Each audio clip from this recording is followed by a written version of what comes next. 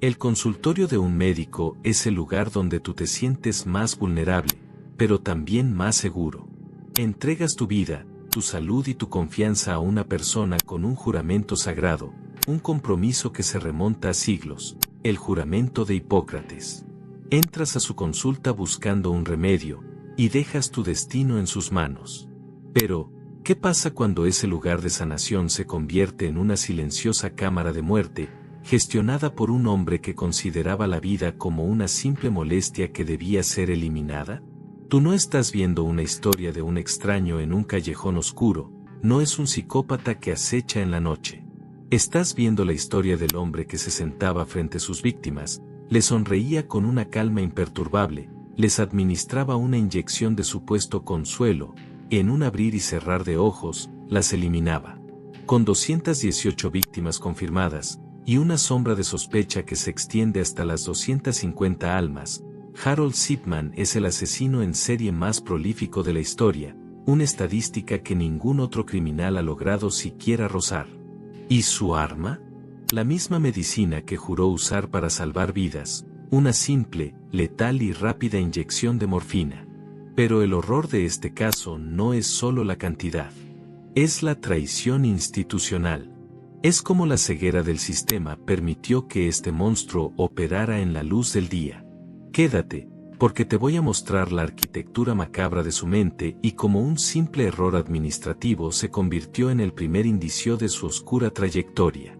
Para entender la magnitud de esta maldad, tenemos que ir a la génesis del doctor, a la formación de su psique. Harold Frederick Shipman nació en 1946 en Nottingham.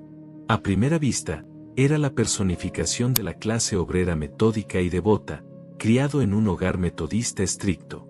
Un joven excelente en los deportes, dedicado, con una fachada de promesa británica. Pero en el corazón de su joven vida había un vínculo tóxico y crucial, su madre, Vera Brittan. Cuando Harold tenía apenas 17 años, su madre, consumida por un cáncer de pulmón, se encontraba en las últimas etapas de su enfermedad. Y fue allí donde Shipman presenció un evento que, en retrospectiva, se convirtió en el modelo exacto de su futura carrera asesina. Vio cómo su madre recibía dosis de morfina en casa, administradas por un médico para aliviar su dolor, que condujeron a la sedación, al consuelo y, finalmente, al silencio final. Tú puedes imaginar la escena, para la mayoría, es un acto de compasión médica. Para el joven Harold, sin embargo, se cristalizó un concepto perverso: la medicina era el poder supremo, la morfina la llave para el control total sobre la vida y la muerte en casa era la escena perfecta, libre de miradas indiscretas. Se graduó en la Escuela de Medicina de la Universidad de Leeds en 1970, con la promesa de una vida de servicio. Pero en 1975, mientras trabajaba en Todmorden, algo rompió la fachada mucho antes de que se convirtiera en un asesino de masas. Fue descubierto falsificando prescripciones de petidina, un potente opioide, para su propio consumo. Tú que confías en tu médico, pregúntate, ¿qué habría pensado la comunidad si hubieran sabido que su joven y prometedor doctor estaba luchando contra una adicción, mintiendo con la misma pluma que firmaba las recetas de sus pacientes? El sistema judicial y médico, en este punto, no vio a un sociópata. Vio un problema de abuso de sustancias. Fue multado con 600 libras y obligado a asistir a una clínica de rehabilitación. Tú dirías, problema resuelto, el sistema funcionó, punto. Pero no. El verdadero problema no era la adicción. El verdadero problema era el control. La adicción era un síntoma de un deseo más oscuro que la multa y la rehabilitación no podían curar. Shipman había aprendido una lección vital: el sistema era indulgente si su apariencia era de respeto, y esa indulgencia le dio la confianza que necesitaba para elevar su juego. Tras el escándalo de la petidina, Shipman se trasladó a Hyde, cerca de Manchester, en 1977. Y aquí encontró su verdadero coto de caza. Durante las siguientes 2 décadas, se convirtió en el arquetipo del buen doctor de Hyde. Abrió su propia clínica en Market Street en 1993 y se integró perfectamente. Tú podías verlo en la calle, un hombre de mediana edad, confiable, casado con Primrose, padre de 4 hijos. Era el doctor que hacía visitas a domicilio, que se tomaba su tiempo, que ofrecía consuelo. Este era el punto de la solución inicial para Zipman, la completa e incondicional confianza de la comunidad. Era su escudo perfecto. Bajo esa apariencia de seguridad, su modus operandi se había perfeccionado a un nivel de frialdad clínica inigualable. Su objetivo primario eran mujeres mayores, a menudo viviendo solas y que no tenían a nadie que cuestionara sus muertes. Las inyectaba con dosis letales de morfina, una muerte rápida y silenciosa que imitaba perfectamente un infarto o un derrame. Luego, con una calma espeluznante, certificaba la muerte por causas naturales y nadie preguntaba.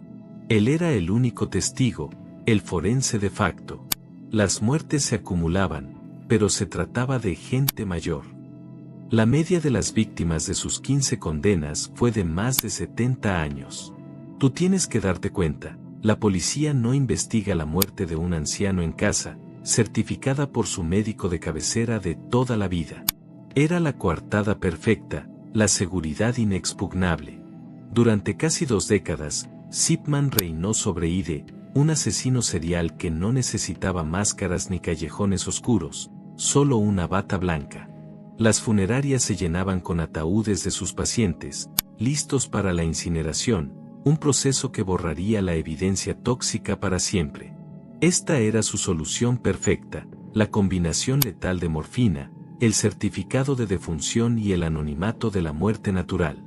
El sistema de Ide, su comunidad, eran sus cómplices involuntarios. El sistema de Ide, su comunidad, era su cómplice involuntario. Él era la figura más respetada y temida, el que daba la vida y la quitaba con la misma mano. Pero el patrón de la muerte era demasiado grande, demasiado obvio para ser ignorado para siempre. En marzo de 1998, alguien externó a su círculo de control, una colega, la doctora Linda Reynolds, levantó la voz. Esto era el primer rayo de luz en la oscuridad. El sistema iba a tener su primera oportunidad de detener al asesino más prolífico de la historia moderna. Pero, ¿qué pasa cuando la policía tiene la oportunidad de detener la masacre, y en un error catastrófico, lo deja libre, sin una sola prueba en su contra, dándole el tiempo suficiente para matar a 3 personas más? La historia de Zipman no solo se trata de sus crímenes, sino del fracaso del sistema. El sistema iba a tener su primera oportunidad de detener al asesino más prolífico de la historia moderna, pero la respuesta fue una catástrofe silenciosa. El patrón de muertes era demasiado grande para ser ignorado. En marzo de 1998, la doctora Linda Reynolds, colega de Zipman, dio un paso al frente que requirió un coraje inmenso. Al notar el índice de mortalidad extrañamente alto y el gran número de incineraciones entre los pacientes de Zipman, acudió al forense de distrito para exponer su temor. Su respetado colega podría estar matando a sus pacientes. Tú puedes imaginar la presión y la incredulidad. ¿Un médico? ¿Un asesino en serie? El forense, John Pallard, tomó el caso. La policía inició una investigación. Y aquí es donde el guión de la vida se vuelve increíblemente oscuro, entrando de lleno en la doble caída. El horror de esta historia no se limita a los crímenes de Zipman, es lo que la institución no hizo. La investigación policial inicial fue desastrosa, manejada con una incompetencia que más tarde sería reconocida como criminal. Culparon a los oficiales inexpertos y a una falta de coordinación. Tú no puedes creer esto. Teniendo un asesino serial en las manos, el sistema lo dejó ir. No revisaron los archivos médicos de manera exhaustiva, no interrogaron a los testigos clave con la presión adecuada, ni se centraron en el patrón de las inyecciones de morfina. El 17 de abril de 1998, la policía cerró la investigación por falta de pruebas suficientes. Zipman había salido ileso. Su fachada de respeto lo había salvado. La doble caída es la consecuencia directa de esa ceguera institucional. Entre el momento en que la policía abandonó la investigación y el eventual arresto de Zipman, Él mató a 3 personas más. 3 vidas que podrían y debían haberse salvado. El sistema le había dado, en esencia, una licencia para matar, reforzando su creencia de que era invulnerable. Tú tienes que sentir la rabia y la frustración. El monstruo había sido señalado, pero el sistema lo había protegido. La última víctima en caer en ese aterrador periodo fue Kathleen Grundy, una anciana activa de ID de 81 años, con una vida social plena y una buena situación económica. Ella murió el 24 de junio de 1998. El último en verla con vida, por supuesto, fue el Dr. Zipman, quien, con su pluma habitual, firmó su certificado de defunción. Parecía ser una muerte más en la interminable lista de víctimas silenciosas. Tú sabes que, si Zipman hubiera parado allí, si hubiera mantenido su perfil de doctor respetable y no hubiera tocado el dinero, probablemente nunca lo habrían atrapado. Habría continuado hasta su jubilación.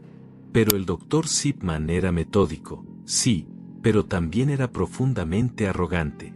Y fue su arrogancia, su codicia, la que finalmente lo perdió. Días después de la muerte de Kathleen Grundy, su hija, la abogada Angela Woodruff, recibió la noticia de la última voluntad de su madre. La noticia no fue solo que su madre había muerto, sino que había sido desheredada. El testamento final estipulaba que Grundy había donado la totalidad de su patrimonio, la considerable suma de 386.000 libras esterlinas, directamente a Harold Zipman. Tú sabes, en un nivel instintivo, que esto no tenía sentido. ¿Por qué una mujer, abogada ella misma, que mantenía una relación cercana con su hija, haría algo así, entregando toda su fortuna a su médico de cabecera? El testamento era una chapuza. Había sido escrito, de forma tosca, en una máquina de escribir antigua y torpe. Zipman había tropezado con su propia avaricia, cometiendo un error amateur. El control, para él, no era solo la muerte, era también la manipulación póstuma de los bienes de sus víctimas. Tú tienes que honrar el valor de Angela Woodruff. Ella no dudó. Enfrentándose al dolor de la pérdida, se negó a aceptar el robo. Denunció el hecho a la policía, esta vez con una motivación innegable, el móvil financiero. La policía, esta vez, bajo una nueva presión y con un motivo tangible que iba más allá de un simple patrón de muertes naturales, se vio obligada a actuar. Se autorizó la exhumación del cuerpo de Kathleen Grundy. La búsqueda de la verdad era una carrera contra el tiempo, con el cuerpo de Zipman deambulando libremente. Tú sientes el suspense. La evidencia que la policía había ignorado o pasado por alto en la primera investigación, estaba a punto de ser desenterrada del silencio de la tumba. La ciencia forense es paciente. El cuerpo de Kathleen Grundy fue examinado cuidadosamente. Y en el análisis, el resultado fue la evidencia innegable que el sistema había estado buscando, sin querer ver, durante décadas. Lo que encontraron en sus tejidos no era enfermedad, ni vejez, ni un infarto. Lo que encontraron fue el arma del asesino, silenciosa y concentrada, niveles letales de morfina. Zipman fue finalmente arrestado el 7 de septiembre de 1998, no por los cientos de muertes sospechosas, sino por su arrogancia al falsificar un testamento. La pregunta ahora es, ¿cómo reaccionó el sistema al descubrir que el hombre que habían protegido era el asesino en serie más prolífico de la historia, y cómo llegó a su fin el Doctor Muerte? Tú debes saber cómo se hizo justicia por las 218 almas. El arresto de Harold Zipman, provocado por la arrogancia del testamento y la determinación de Angela Woodruff, fue solo el principio. La evidencia era clara, el hallazgo de niveles letales de morfina en el cuerpo de Kathleen Grundy. La policía, esta vez sin margen para el error, comenzó a examinar el patrón completo de muertes. La lista inicial se acotó a 15 casos, todos con el mismo sello oscuro, sobredosis de morfina, certificados de defunción firmados por el Dr. Zipman. El juicio de Zipman comenzó en octubre de 1999. Tú tienes que recordar la imagen de este hombre en la corte, un médico de familia, con su traje gris, su rostro serio, negando insistentemente cualquier culpabilidad. Era la imagen de la normalidad, contrastando con el horror de los crímenes. Su esposa, Primrose, se mantuvo firmemente a su lado, manteniendo públicamente la inocencia de su esposo, incluso después de que la evidencia pintara un panorama indescriptible de traición. Esta negación, tanto de Zipman como de su entorno más cercano, fue su último intento por mantener el control narrativo. El jurado deliberó durante 6 días. El 31 de enero de 2000, Zipman fue condenado por el asesinato de 15 de sus pacientes, todos muertos por inyecciones letales. El juez lo sentenció a 15 cadenas perpetuas consecutivas, recomendando que jamás fuese liberado. Esta fue la solución definitiva para las familias de las 15 víctimas corroboradas.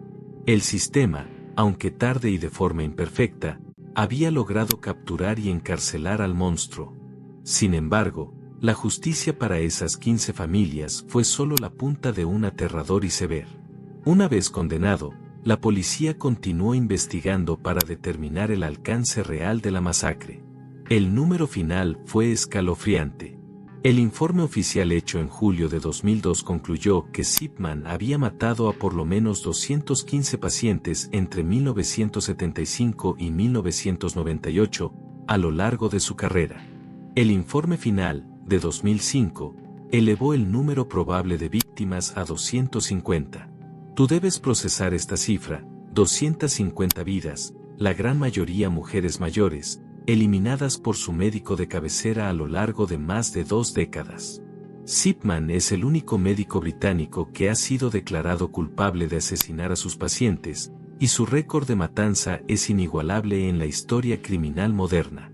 La consecuencia de esta revelación fue una transformación masiva en el sistema médico y legal británico. Las legislaciones sobre el registro de fallecimientos, los procedimientos de cremación y la supervisión de médicos fueron modificadas notablemente como resultado directo de sus crímenes. La confianza en la figura del médico se hizo añicos, y el sistema tuvo que reconstruirse para evitar que otro Zipman volviera a operar con tanta impunidad. Este fue el verdadero valor de la solución definitiva, el cambio sistémico. El epílogo de la historia de Zipman es tan calculador como sus crímenes. El 13 de enero de 2004, en vísperas de sus 58 cumpleaños, Harold Zipman se ahorcó en su celda en la prisión de Wakefield. Este acto no fue el final de un hombre arrepentido, sino el último gesto de control de un sociópata. Tú puedes imaginar la reacción. Los tabloides británicos lo celebraron, pero las familias de las víctimas sintieron una profunda decepción. Con su muerte, se perdía la última esperanza de obtener la respuesta al porqué, la confesión que nunca llegó. Pero hay un detalle crucial que subraya su manipulación hasta el final. Zipman había dicho a su oficial de libertad condicional que consideraba suicidarse para asegurar la seguridad financiera de su esposa. Si hubiera vivido hasta los 60 años, habría perdido su pensión del NHS. Al morir antes de esa fecha, su esposa, Primrose, recibió la pensión completa. Tú ves que, incluso en la muerte, Zipman priorizó la manipulación financiera y el control sobre su entorno, demostrando que su ego y su cálculo nunca cesaron. La historia de Harold Zipman es un recordatorio escalofriante de que el verdadero terror a menudo reside en la normalidad, detrás de una puerta etiquetada con un nombre de confianza. Tú has recorrido el camino de su traición, desde la primera advertencia ignorada hasta la caída definitiva provocada por su propia codicia. Las 218 víctimas no eran solo estadísticas, eran personas que buscaban ayuda y encontraron la muerte. Y la única forma de honrarlas es asegurarnos de que el fracaso sistémico de 1998 nunca se repita. Si esta inmersión profunda en la traición de Zipman te ha dejado reflexionando sobre la naturaleza del mal, déjame un comentario con la palabra confianza. Y si quieres ver más casos donde la maldad se esconde bajo la fachada del respeto, mira este video de aquí sobre el Dr. John Bodkin Adams, un caso que, según los investigadores, pudo haber sido un aterrador precedente para Zipman. La historia nos enseña las lecciones que la ley ignora. Tú decides si las aprendes. Nos vemos en el próximo informe.